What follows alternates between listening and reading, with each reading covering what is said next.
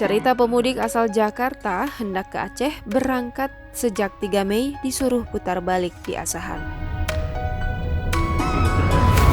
Aturan penyekatan mudik juga diberlakukan di wilayah Kabupaten Asahan, Sumatera Utara mulai Kamis 6 Mei 2021. Terlihat petugas gabungan TNI Polri mulai melakukan razia di wilayah perbatasan. Saat razia berlangsung, ada sejumlah kendaraan yang diminta memutar balik, termasuk 2 diantaranya pemudik asal Jakarta yang mengendarai 2 mobil pribadi hendak menuju Aceh. Namun perjalanannya terpaksa terhenti di Asahan. Polres Asahan memaksa pemudik tersebut untuk putar balik. Namun petugas memberikan penjelasan bahwa pemberlakuan penyekatan mudik dilakukan mulai hari ini. Pria itu mengaku berangkat dari Jakarta sejak Minggu 3 Mei 2021 untuk menghindari penyekatan.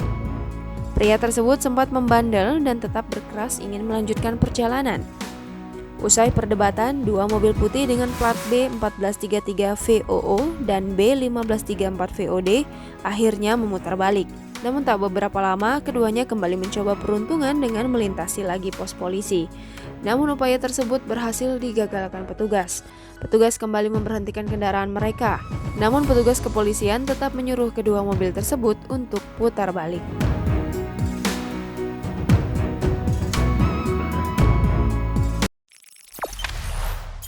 Jangan lupa subscribe, share, komen, dan like ya.